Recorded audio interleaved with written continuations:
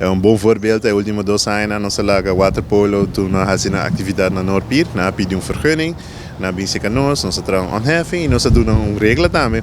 Com nos quebra e la ma queda ora com carro, dus não tem sushi tem la ma, saca turcos que babuta back for tem la ma, assim usa de pir mais consciente e a nós potrá nos planning também sina, onde coita dentro sistema, aí por bis outro barco, não é pirta ocupar, não por bem e di nós tem waterpolo.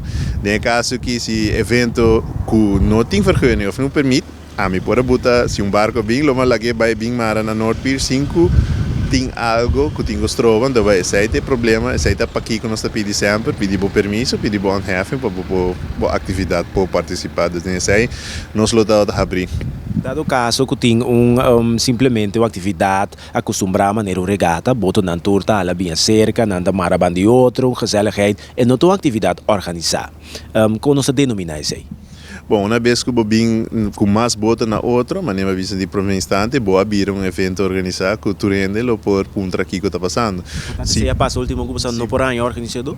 Não, organizador não, bem dilante bisa, se organizador quer trazer uma festa, né, tipo aí permite ou vergunning. Pero se botar sendo bijvoorbeeld uma festa de 100 pessoas arriba lá má, em lugar público, polícia vem pondra, botar vergunning para aqui, bom marca assim, botar música.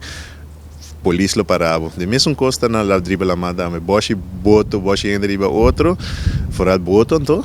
Se tem gente tá landrando um outro cover. Se tem mais que 10 boto marana outro. Com desordem, gezelligheid. Polícia também pondra. Kijk, ik heb dat zo doel, was dat een vergunning, etc. Toen zei eigenlijk promeco temporada de corona, dat was organizado door die evento mes, nadat dat pedi vergunning, nadat dat pedi permit, na onda nós da buta buis, bota na bimara, pero nós para bisa organizador também please, manter a regra na aqui, nós não pedi hobby regra estricto.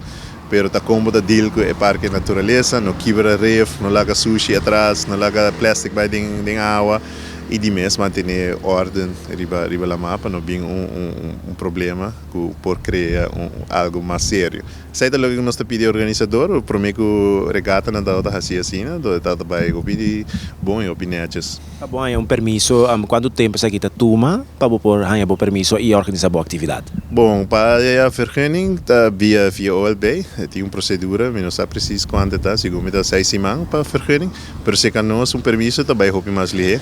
Então é dia não que podemos vir se nós podemos sistema, bisa ok dia que nós por, dia que tem barco, se um dia abrir, nós podemos de viajar se por fazer handhafing, tem praticamente semana para handhafing ou quase uma atividade, depende de que está.